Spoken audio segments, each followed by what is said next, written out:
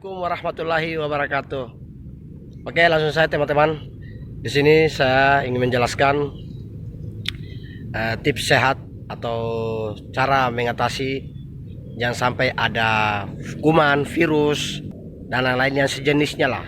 Yang mungkin saja dibawa oleh penumpang ketika dia ngobrol, batuk, atau bernapas atau apapun kita tidak tahu ya.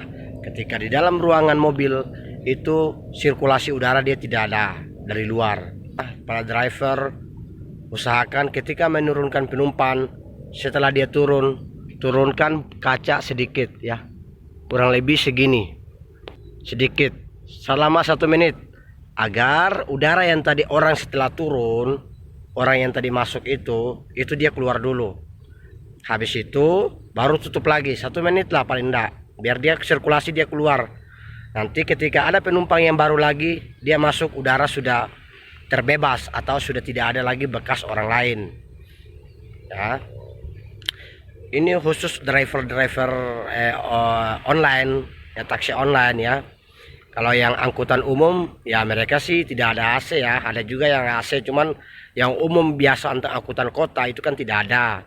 Ini khusus yang driver taksi online.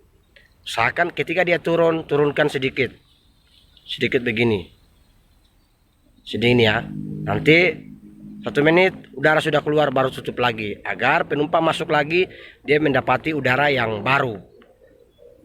Kita bekerja mencari ridho Allah, jadi kita supaya menjaga selalu kebersihan atau isi ruangan mobil kita selalu bersih atau steril. Cukup. Semoga bermanfaat teman-teman. Assalamualaikum warahmatullahi wabarakatuh.